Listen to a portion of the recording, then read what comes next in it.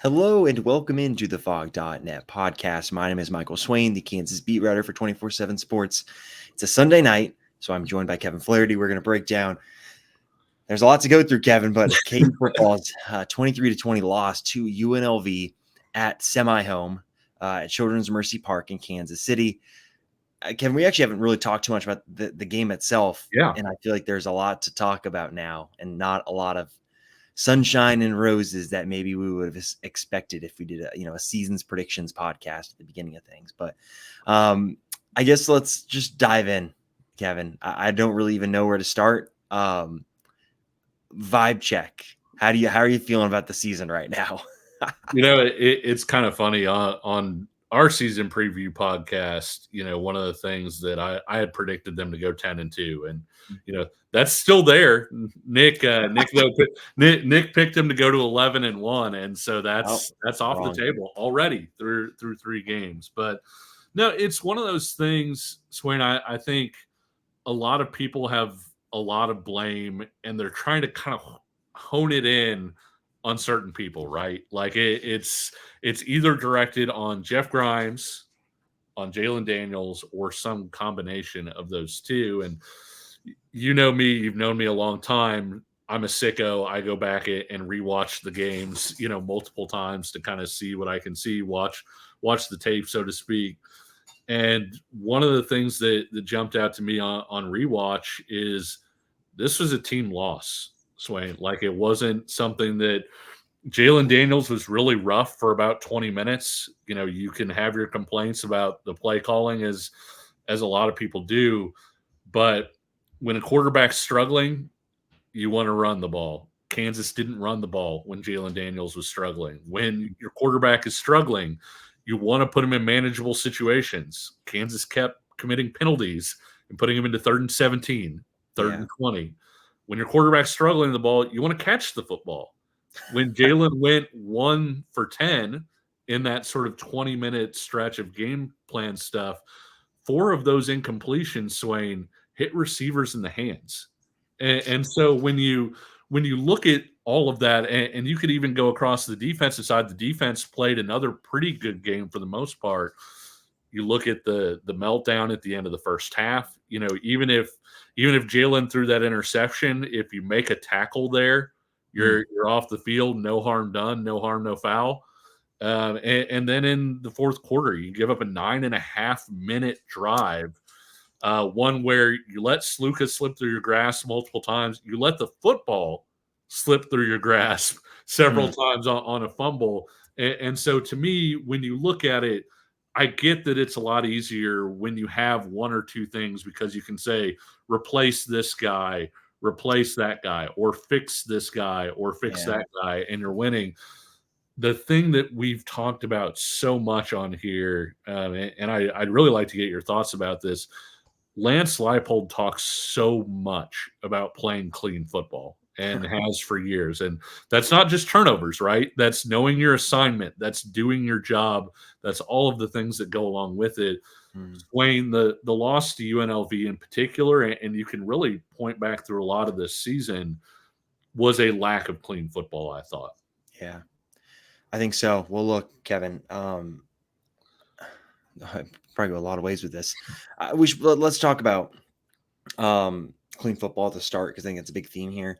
Sure. Let's not make any mistakes about this. This team has been undisciplined for over a year in terms of penalties. Like, I was looking this up for something for tomorrow, and I've got it handy because I was starting to write it. But, KU averaged the 2nd most penalties in the Big 12 last year in terms of penalty yards per game, just under 60 a game. KU in this game had 9 for 90. Obviously, the bowl game against UNLV is going to count towards that.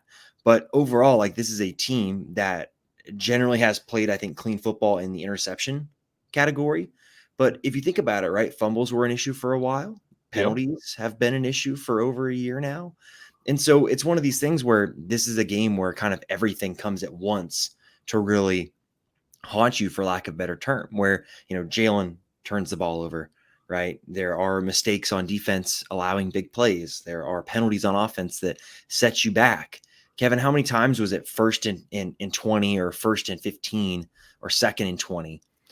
You can't come back from that it's so hard, especially when your quarterback isn't playing well.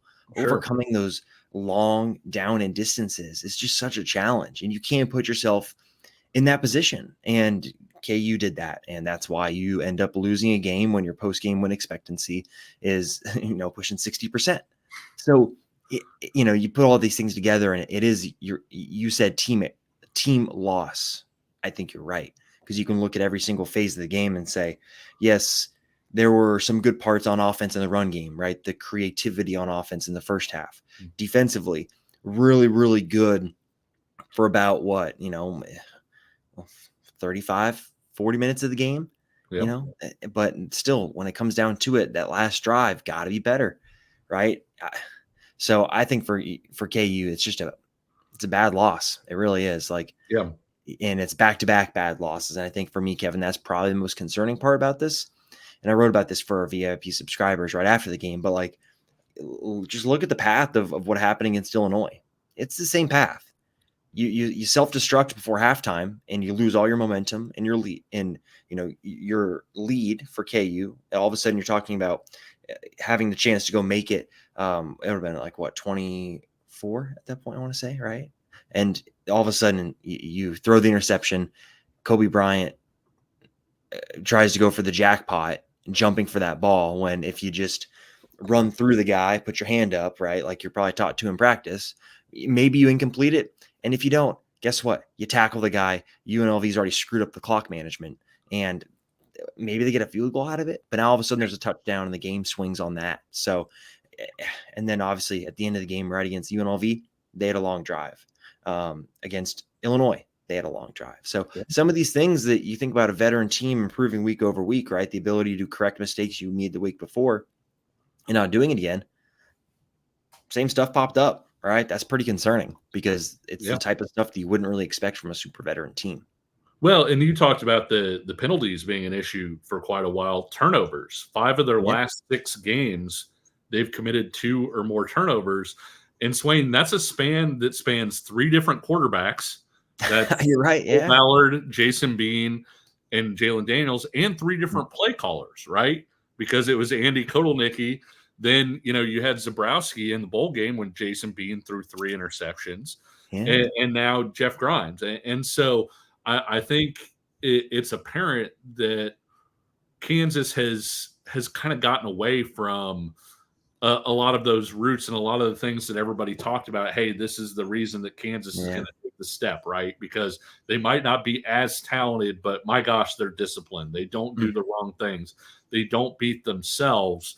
Yeah. And I think probably for maybe even a little bit longer than this season, they've been making some of those mistakes to beat themselves. And it's a shame, because it comes, Swain, at a time when the talent has at least caught up, if not altogether exceeded kind of their opponents. I think it's very interesting.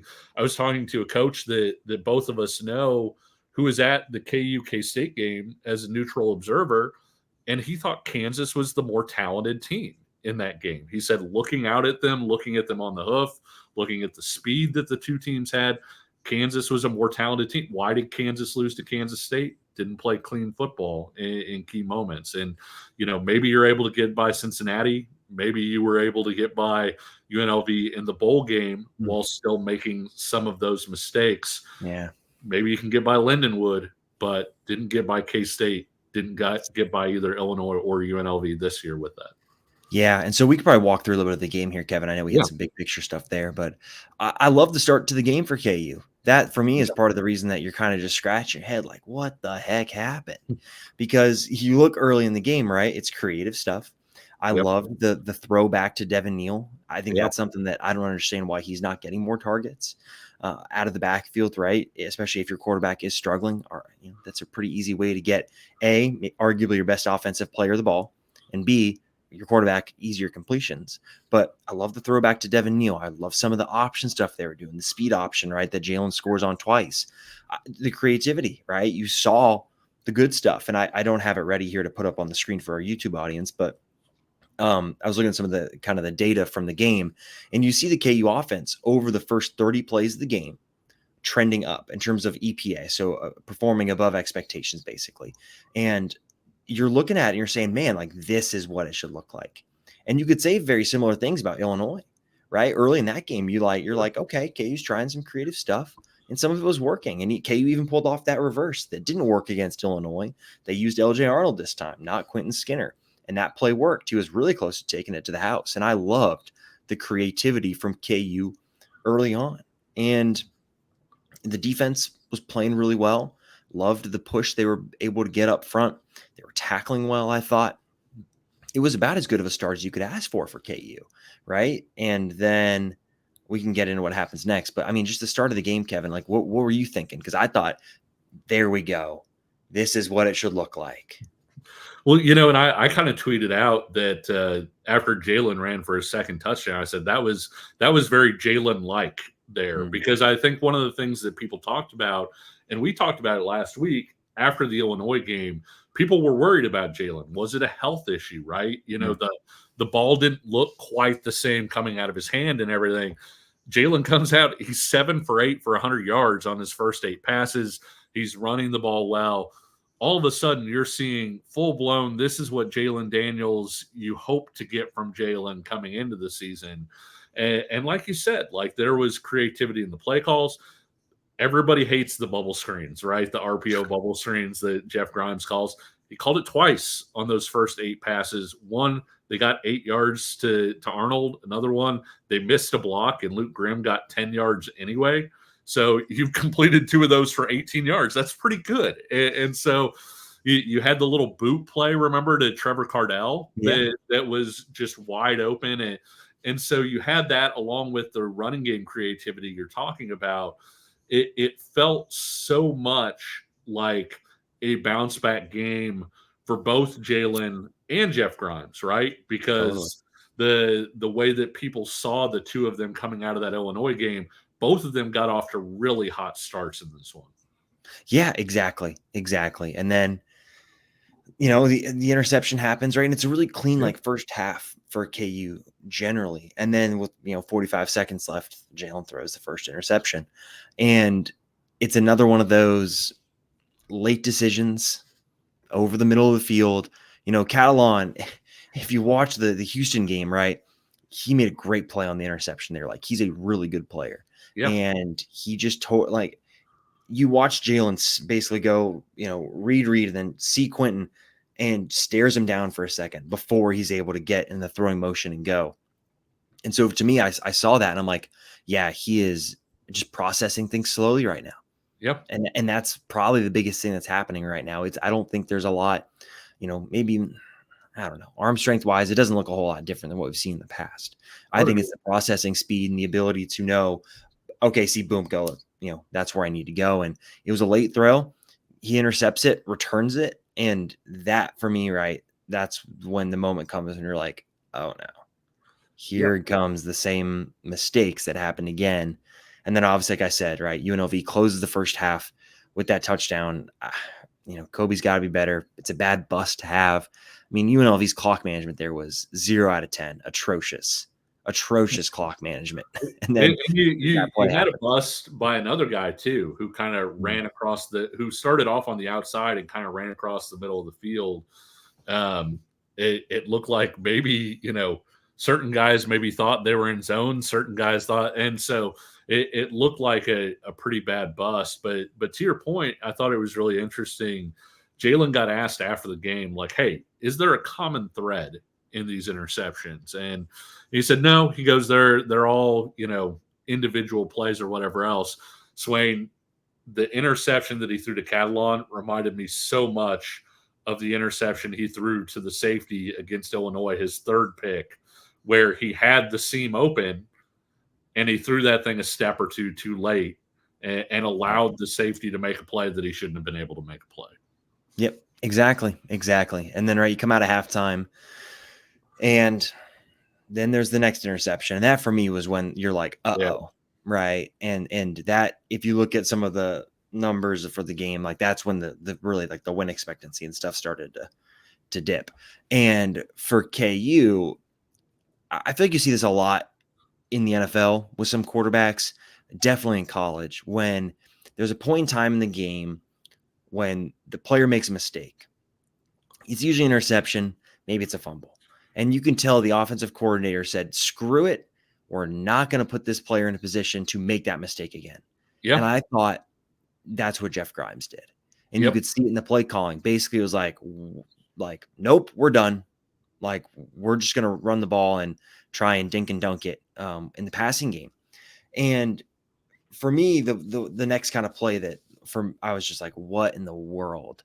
So when KU runs that screen pass after Devin Neal gets 7 yards on first down, it's 2nd and 3, and you run the little screen pass, the corners are already up at the line of scrimmage, and they try and throw it. They lose 5 yards, 6 yards, 3rd and 7. Yeah, 7.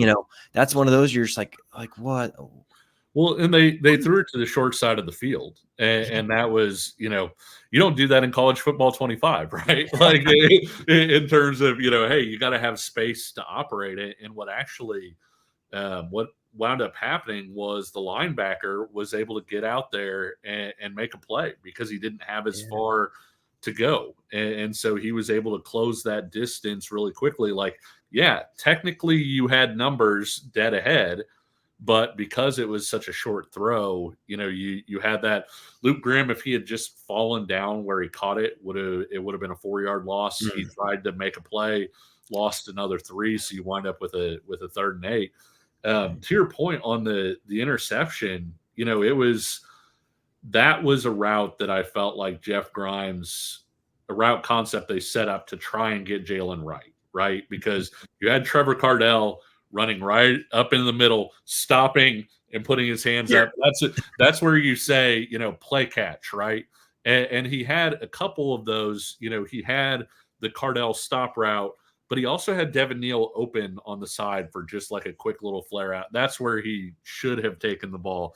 Kind of stared down the throw over the middle. You talked about, the throw there and the way that he's taking a little bit of extra time, especially on those throws over the middle. But that was one of those where it felt like it was a get right call, right? Like hey, let's give him an easy completion here. And it wound up being an interception. And that kind of, I felt like, continued maybe the tailspin a little bit longer. And then I will say, after Jaylen kind of hung out in the end zone and freaked everybody out because he was back in the end zone for about 35 seconds and then hit Savion Morrison for the first down, Jaylen did play fairly well after that. He closed 4 of 6 for 50 yards. One of the 2 incompletions was a throwaway, so it wasn't really, an attempt that he missed on. So he did kind of rebound late, but gosh, to your point, that screen to Grimm, Jaylen had started to get back right. You were operating on a 2nd 2, and then all of a sudden you're putting it back and putting him into 3rd and long again.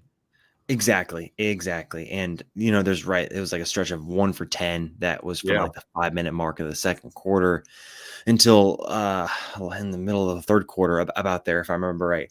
And you're right. Jaylen closed the game well.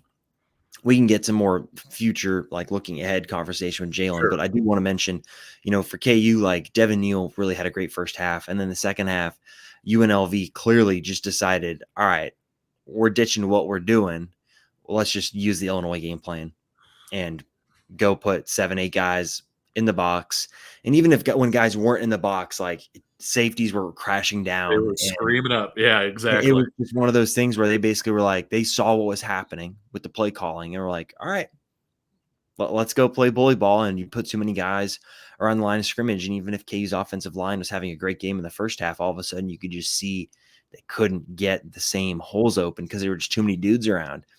And that's just one of those where, it's kind of a catch-22, right? If you're an offensive coordinator and you're like, all right, well, I'm going to protect my quarterback now so he doesn't turn the ball over again. You lend yourself to that happening, right? It's just hard to do. Yeah, because the opponent says, you know what? They're not going to let the quarterback beat them.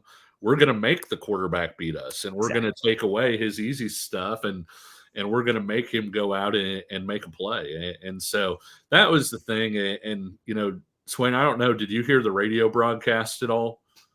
or the clip that kind of became famous from it, and that I think I've been sent this clip. I've been sent a couple clips from the radio broadcast. Yeah. So basically, Brian Haney asked on the radio broadcast, asked David Lawrence, sort of, hey, you've got a quarterback whose confidence is maybe a little bit low. What do you do?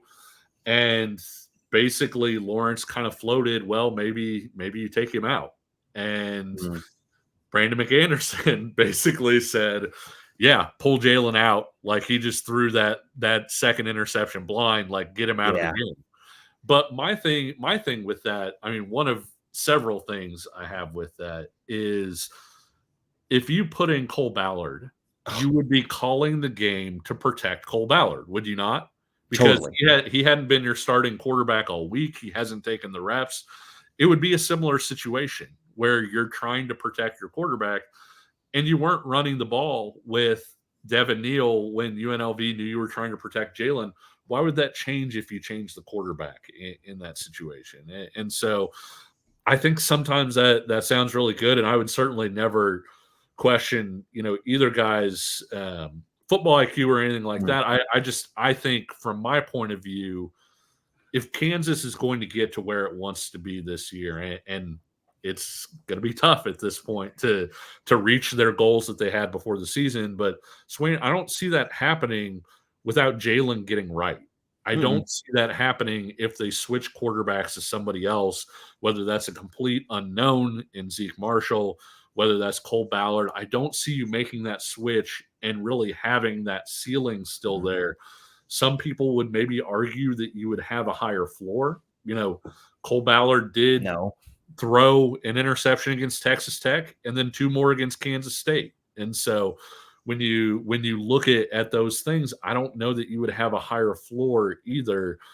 And so I really think this is the sort of thing where you just really need to get Jaylen operating in a space where Jaylen is comfortable operating. And I think that's the correct answer to kind of the way that things are going right now. Exactly, Kevin. You're totally right. Like, there is no situation that Cole Ballard comes in and leads Kansas to a Big 12 title right now as a redshirt freshman. That's not how the story is going to go. And Jaylen just needs to figure it out. It's pretty simple. It's pretty simple. The quarterback that has shown so much talent in the past needs to get out of his own head. It's pretty clear. And you can see that he's pressing. You can see everyone on offense is pressing. They understood, Kevin, what was at stake. Sure. In this game. Like, that's something I wrote. Like, you could see as the game went on, that team realized, oh crap, we're screwed if we lose this game.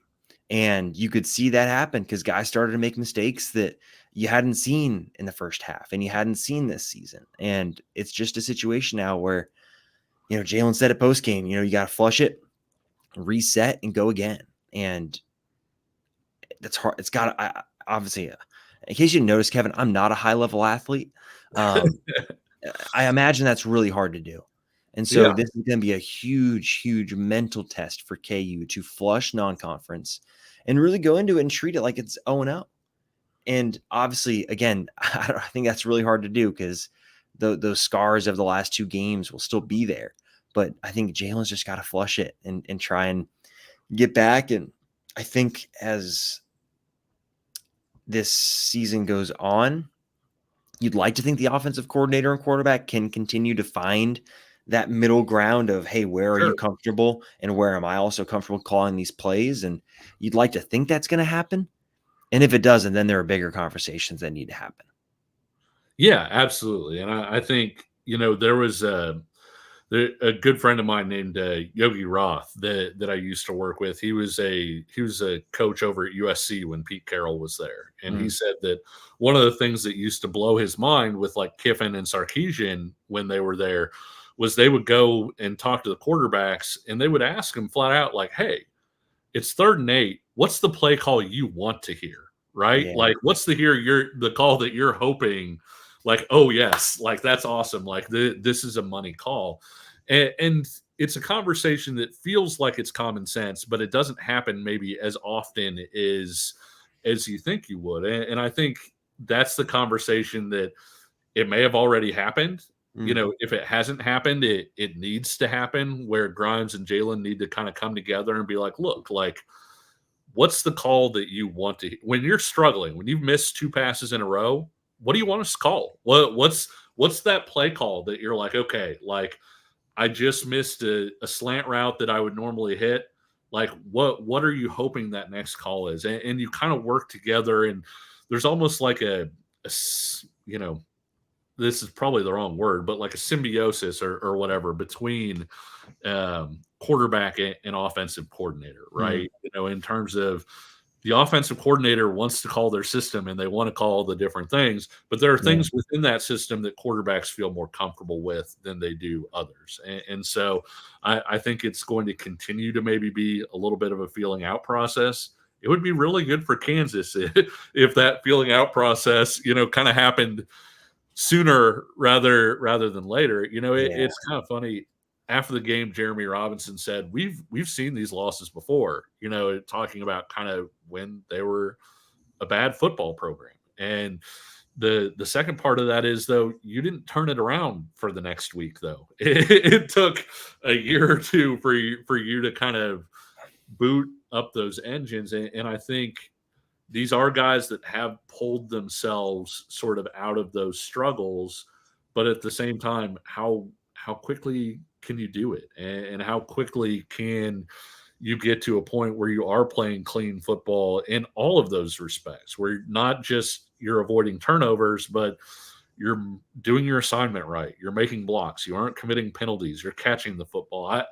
There's a lot that they need to fix, and not a lot of time to fix it. So no, there's not. And you're saying that, Kevin, and I want to go find this quote really quickly because it was not great from Lance Leipold. So this is in this press conference. He's asked kind of, what changed for KU in the second half compared to the first half. It's actually the first question that's asked to him. And so he says, field position was a part of it. I thought early in the second half, they made a few adjustments. We didn't respond. Yeah. What? Like, that's not great, guys. That's not great. No, that's not great. So that's one, like you're talking about the conversation you have with an offensive coordinator and a quarterback. And that, as soon as I heard that in the post game, just alarm bells in my head started going off. Like, what?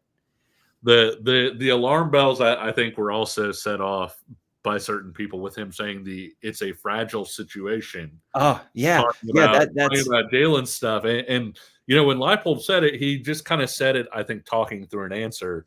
And then when one of the reporters was like, well, given the fragile situation with Jaylen, and you could almost see the like, oh crud bells going off in Leipold's head, like, okay, that's the big headline, is fragile situation type deal. And he was kind of like, well, I'm not going to give you guys any quotes or whatever to say. It's like, well, you kind of already did, but no, I mean, it is, you need to be able to adjust, but even beyond that, Swain, you need to not have a chop block away from the play when you convert a fourth down. Like, I can understand, I can almost understand having a chop block when it's going that way, when the play is to your side, it just sort of happens. That was on the backside of the play. It didn't have anything to do with KU picking up that yard. If you don't commit that, you've got a first down, and for all of your mistakes, you're still out there with a chance to win that football game. Kevin, I just remembered I saw that because when I was watching the game back, Logan Brown did that earlier in the game and actually executed it on one of Devin Neal's really nice runs. And it's just, again, it goes back to that point, Kevin, of guys pressing. You don't time that the cut block right on that one, and your teammate's still holding the guy up, and you can't go dive at someone's knees when someone else is holding them up. But that was the thing earlier in the game, is that when Logan Brown had done that, that guard had already disengaged and was moving. Yeah. And so it's just another example of that, Kevin. All right, we've done a lot on the offense. Let's get to the defense, because there is some positive stuff here, Kevin. Like, I think this defense is playing at a really high level right now. The guys in the trenches, especially Jeremy Robinson, I think had his best game in a long time. Yeah. I think Tommy Dunn is having the best start to his season I've seen a defensive tackle have since Daniel Wise, maybe. That's kind of the This is guy the that comes to best. mind for me. This is the best group of defensive tackles that Kansas has had in a really long time. Mm. I mean, you're talking maybe even, and I'm not saying they have the upper tier talent of like the Gilbert Brown, Dana Stubblefield, because you had like an NFL All Pro in that group. But I am saying, like, when you're going 5 and 6 deep, and when guys like Caleb Taylor are making the plays that they're making, and Keenan Caldwell is out there in big snaps, and Blake Harrell has given them some positive snaps. And that's in addition, obviously, to the guys that we're talking about with the starters being DJ Withers and Tommy Dunn playing the way that they are. That defensive tackle group has been fantastic, I feel like, so far. Yeah, and, the goal line stand was pretty sweet right after Jalen's second interception. I think the first play was Tommy Dunn getting in the backfield, and then the next play, like, Caleb Taylor just side swipes the guard out of the way and makes a tackle. It's pretty – and to think, Kevin, too, this is all player development. Yeah. Because it's not like the one transfer they got is the 6th guy on the depth chart right now, right? Javier Darrett is not playing very much. And that's because the guys are better. And it's just so fascinating to me that you look at this game and KU year over year, right? Loses Devin Phillips, loses Gage Keys. The top 2 guys from last year, right? There's no doubting that. Those were KU's 2 best defensive tackles last year. And all of a sudden, over the course of an offseason, guys like Tommy Dunn take a huge step. Caleb Taylor takes a huge step. You get Blake Harrell to figure out the nutrition aspect, and he's able to put on the weight to get to 295. And look, I think he had 2 tackles in this game. Just 1 tackle in this one, but he's played, I think, less than 40 snaps and has like 6 tackles to his name. It's incredible production for a defensive tackle, especially as a redshirt freshman. So it's just one of these situations where this D line right now, and I mentioned Jeremy, like you can look, right, 3.5 tackles for loss, pretty good. The D line's playing really well, and I thought Cornell Wheeler was solid. I thought he had some moments that were decent. Obviously, you look at Sluka in the fourth quarter, having the impact he had. You're wondering, where is he in the big picture of the defense? Dean Miller on the Sluka run in the first half missed him. That was a tackle for a loss for Dean Miller, and he bounced right off of Sluka, which wasn't great. But honestly, I think outside of those couple moments, I think really the front 7 was awesome. And it's cool to see a group go out there and through player development get better and go out there and make plays. And I think that's really encouraging because if you look, Kevin, at the one group, what's the one area of the team where there's a lot of returning production for next year? It's the defensive line. And granted, like Woodkey's playing well, Jeremy's playing well. They won't be around, but still you look at the D tackles, right? Outside, I think Caleb Taylor, I think they're all back. You look at the weak side defensive end spot, those guys are back. Like that's pretty encouraging. And so for KU in this game, like I just thought those guys played really well. Yeah, I would agree with that. And it's funny because I felt like one of the issues with last year's team, and Rich Miller did so many good things for them in terms of lining everybody up and leadership and things like that. Cornell Wheeler's been really good in that role so far this year. Yeah. And he's a lot better athlete. And when you have him and JB Brown out there, it was actually kind of funny. After KU had a defensive bust, somebody tweeted at me that KU's defense is slow. And I was like, no, they actually move pretty well, especially that second level. They've gotten significantly more athletic with those 2 guys, kind of eating up a lion's share of minutes. And I think even moving beyond the front 7, I think Mello Dotson is having a great start to the year. He looks a lot more physical than he was a year ago. And so I do think that there are positives on defense. You mentioned it earlier, though. They've been so good overall, but for the second week in a row, you kind of allow that long money drive when you have to have a stop. And I realize that you can put some of that blame on the offense, say, oh, well, the offense isn't holding the ball, all of those different things. Yep. But at the same time, that's the thing that's keeping you from giving the defense, say, like an A grade or something. For sure. Is because you say, hey, you've got a lead in the fourth quarter of each of these last 2 games, and the defense gives up the game-winning touchdown drive. Yeah, I'm doing some quick math really quick here about explosive plays. So 1, 2, 3, 4, so 188. UNLV had basically 4 explosive plays for 188 yards. Kevin, they had 267 yards all game. Yeah. So down to down consistency, right, for KU in this game is really, really good. And then you look at the explosive plays, and that is where a lot of that yardage comes from, right? It's from Sluka's runs. It's from a couple of those deep passes downfield. And that's KU's issue right now, Kevin, is that I remember I was talking in 2022 about KU's defense and how, like, man, they kind of give up 4 yards every play on the ground, and they kind of give up, a little bit, but man, hey, they don't give up a lot of explosive plays, right? That was a big thing we talked about in 2022. And then you look now and it's like, it's a defense that down to down is actually pretty good. It's those explosive plays that they give up that are accounting for so much yardage for the other team and their ability to move the ball. And it comes in different phases, right? A part of it is the cornerbacks getting beat. And right, these are 2 cornerbacks that are feast or famine to some degree, right? They're guys that go and make big plays that change games.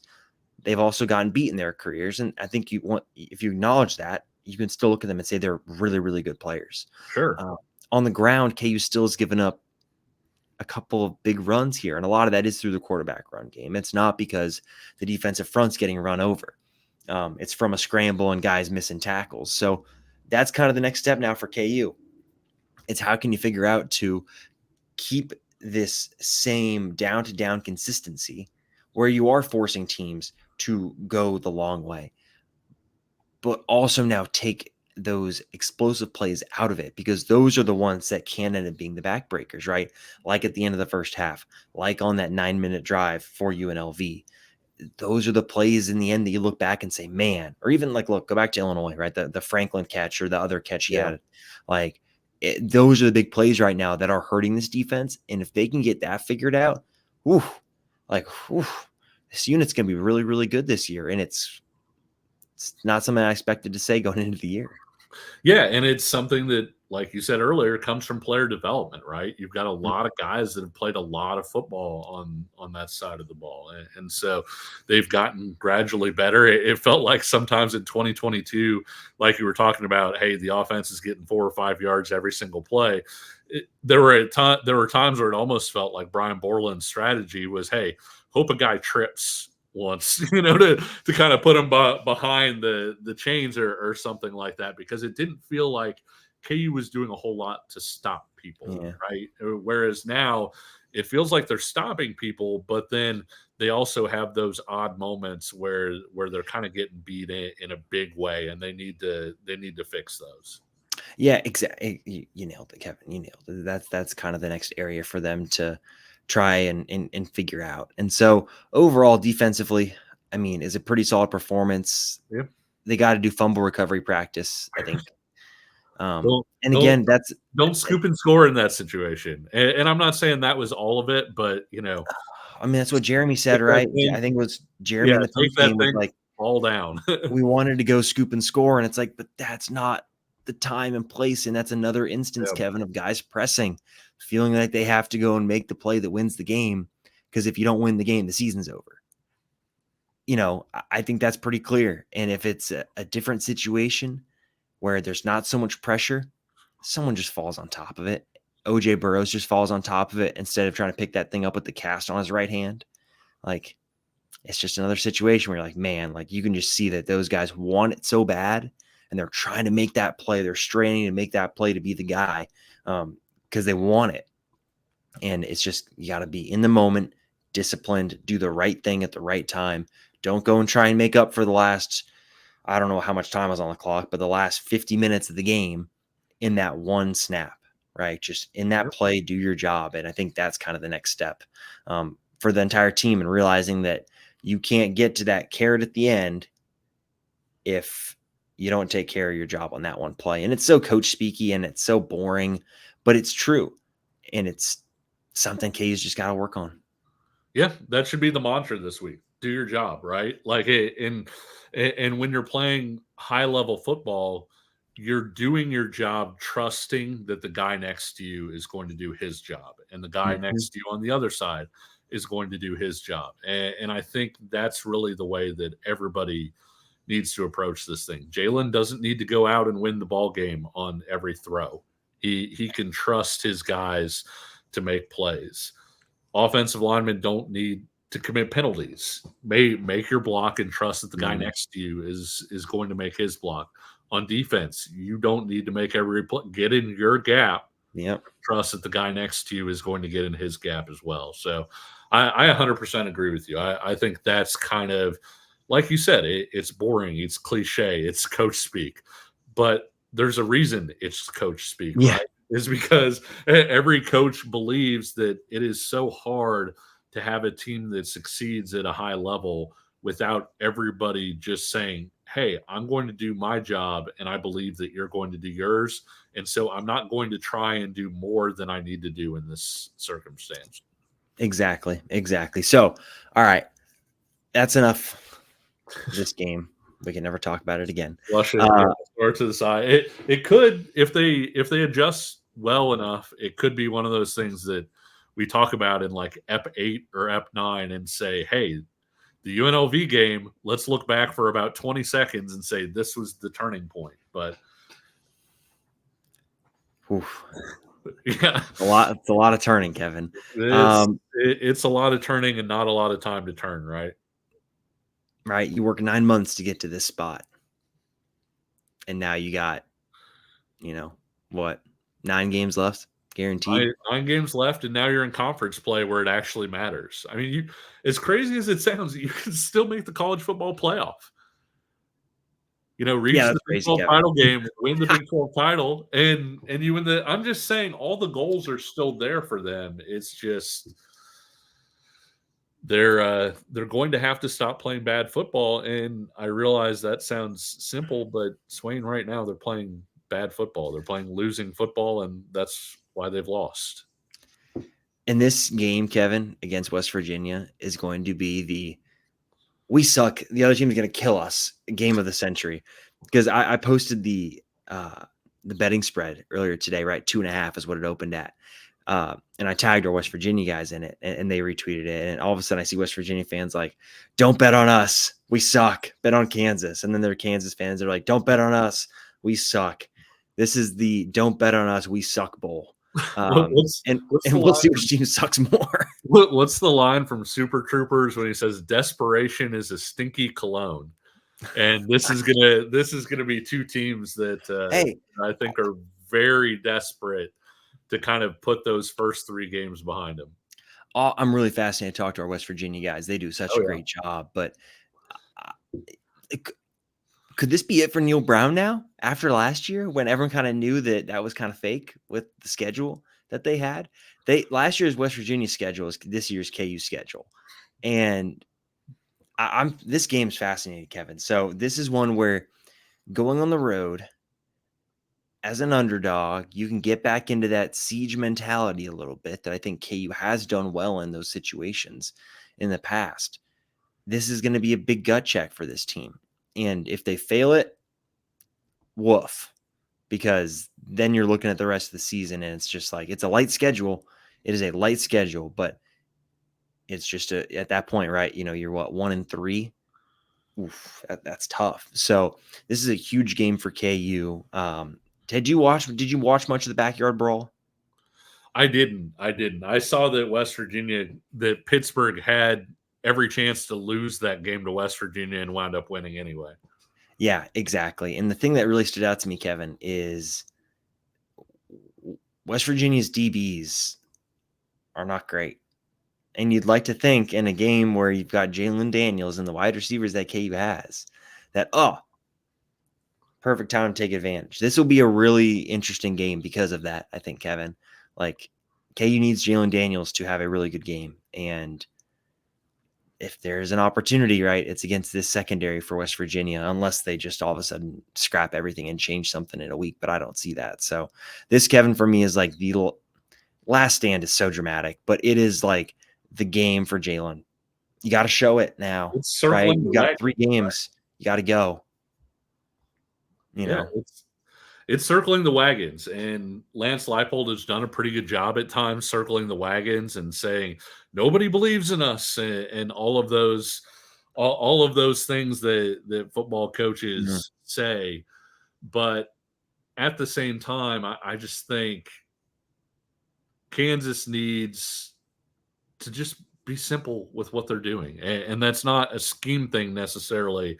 It's just I think they need to be simple in the message, just sort of, hey, these plays are there for you if you don't mess this up. If I were in every position group, if I were a position coach, I would show them the reps from the UNLV game and say, hey, if you make this block, this is a big play. Don't miss that block next time. Yeah. If you throw this on time, that's not an interception.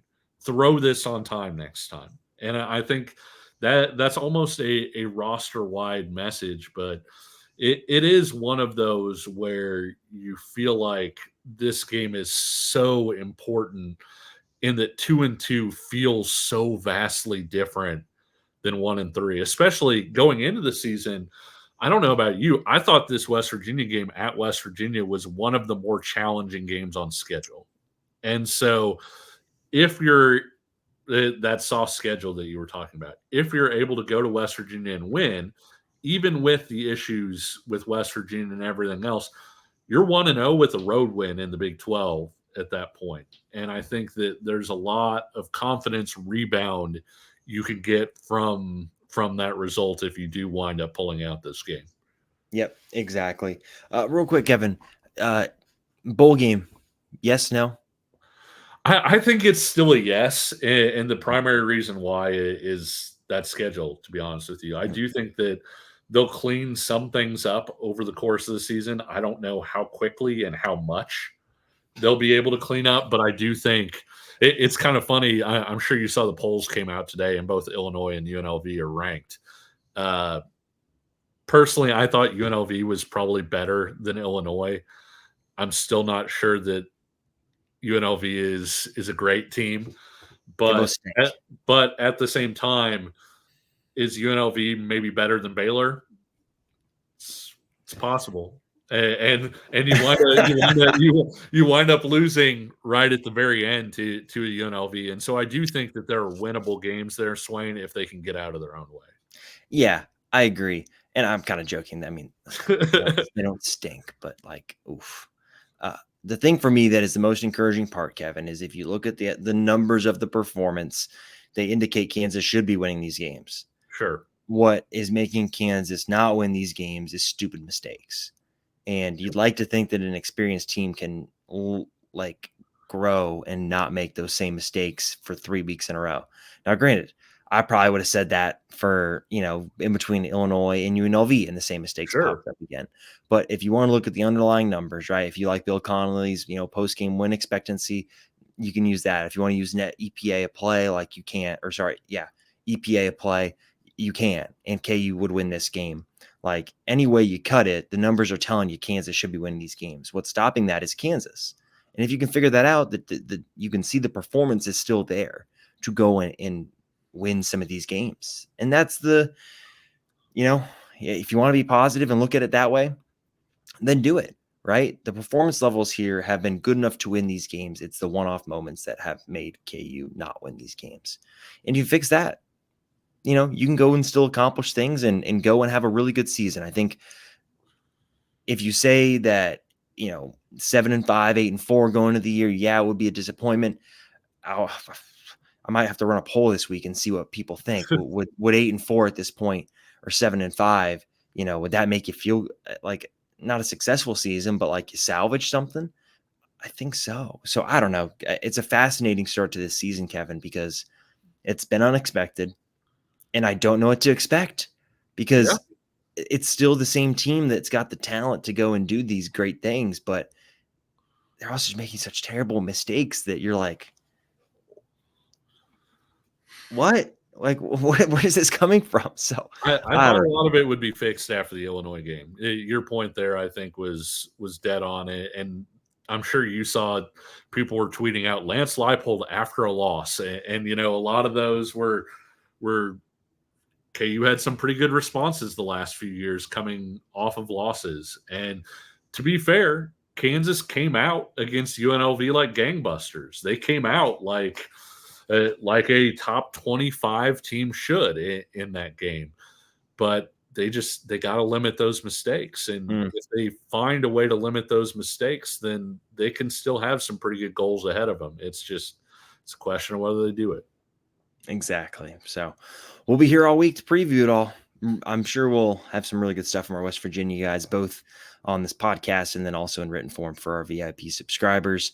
Thanks as always for listening. Obviously, we got plenty of coverage up at fog.net. We'll keep covering this team. It's going to be an interesting season. They have made this a very interesting season so far. So we'll continue to cover it day to day like we always have and always will. Thank you as always for listening to the fog.net podcast. Make sure you're checking out Kevin's podcast, right? Pay heed on the KC Sports Network. They do some really great stuff with covering KU, and obviously they've got really good Chiefs podcasts as well. So make sure you're checking all of that stuff out. Thank you as always for listening to our podcast, the fog.net podcast. If you like what you heard, please leave a rating and review on iTunes or whatever podcast platform you listen to us on. And then if you're watching on YouTube, make sure you keep smashing the like button, drop in the comments, subscribe to the channel, hit that little notification bell. You get an email, an alert whenever we post a video, whether it be podcasts like this, other interviews with KU football coaches, players.